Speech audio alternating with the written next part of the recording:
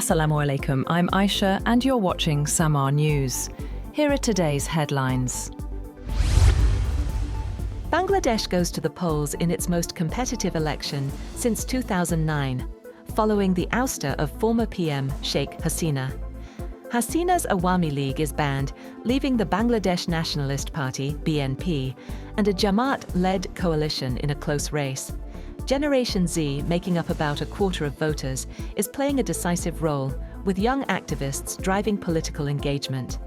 Analysts say the outcome will also shape regional influence as China's role grows and India's wanes. Polls show corruption, inflation, and economic concerns top voters' priorities, while BNP remains the frontrunner. Jamaat's coalition, bolstered by Gen Z allies, could still make a strong showing. Hong Kong media tycoon and pro-democracy advocate Jimmy Lai, 78, was sentenced Monday to 20 years in prison for national security violations, including collusion with foreign forces and publishing seditious materials. Authorities called Lai the mastermind behind conspiracies involving Apple Daily staff and foreign contacts. 6 former staffers and activists also received 6 to 10-year sentences. Global leaders and human rights groups condemned the ruling as a severe blow to press freedom, with Lai's frail health raising concerns over his safety in prison. Japanese Prime Minister Sanae Takaichi's ruling Liberal Democratic Party, LDP, won a historic supermajority in vote, paving the way for her promised tax cuts and stimulus measures.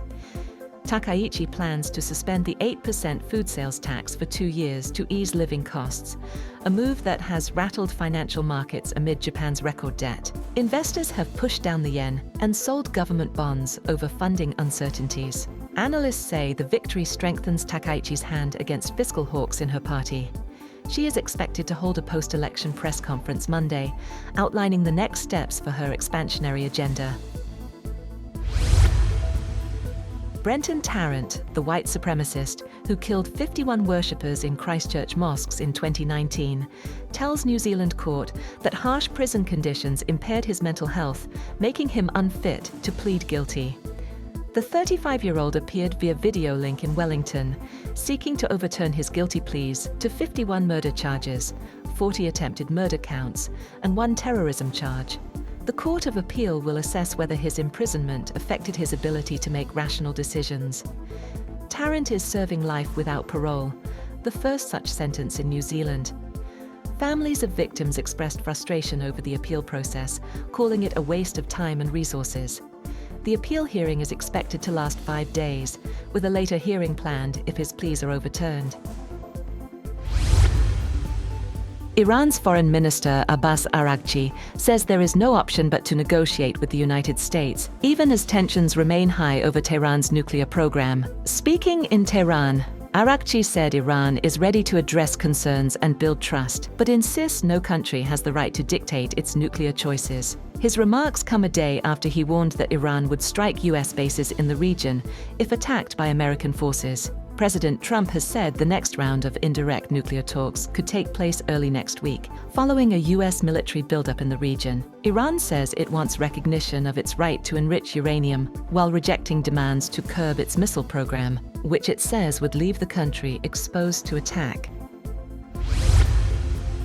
United States President Donald Trump and Israeli Prime Minister Benjamin Netanyahu are due to meet next week in Washington to discuss issues linked to Iran. The Israeli Prime Minister's office has confirmed that Benjamin Netanyahu will meet President Trump in Washington on Wednesday. Both Trump and Netanyahu to discuss the negotiations between the United States and Iran, including concerns related to Tehran's ballistic missile program. Meanwhile, Italy will not join US President Donald Trump's proposed Board of Peace, Italian Foreign Minister Antonio Tajani said on Saturday, citing insurmountable constitutional barriers. The initiative was announced by Trump at the World Economic Forum in Davos in January, with 19 countries signing its founding charter. However, Italy's constitution prevents the country from becoming part of an organization led by a single foreign leader. Ukraine's Foreign Minister Andriy Sybiha says a final peace deal with Russia will require a face-to-face meeting between the two leaders, and that only President Donald Trump can make that happen. Sybiha said most issues are settled, but land and security must be decided at the top level. Kiev wants to move fast as Washington pushes to end the war before summer. Meanwhile, President Trump has again claimed American elections are rigged and a global laughingstock.